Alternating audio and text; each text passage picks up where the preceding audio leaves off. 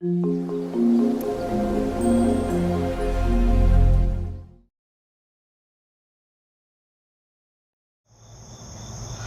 morning I will share with you my recipe for the guilt-free herbal coffee that is wonderful for your health, good for your adrenals, good for your estrogen levels, and has zero caffeine.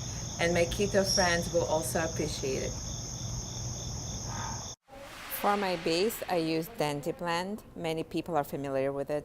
It contains roots of dandelion, chicory, and beet, and also has water-soluble extracts of rye and barley. It's gluten-free, and I get it from dandyblend.com. If you are more on the crunchy side, you can also try roasting dandelion root and chicory yourself. I know some of my herbalist friends do that, and it comes out great. From this point on, it's pretty versatile and you can add any spices or add-ons that you prefer.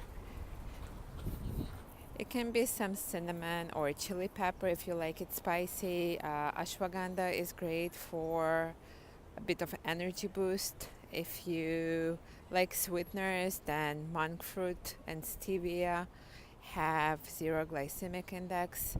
If you don't mind a little bit of sugar, then maple syrup is great because it has plenty of minerals and nutrients in it. If you're a mushroom lover just like me, some chaga or cordyceps powders are great for immunity and overall happiness boost. When I want it extra creamy and rich, I add a spoonful of cocoa powder to it. And if you're into keto or bulletproof stuff, you can also add some coconut oil or ghee or heavy cream.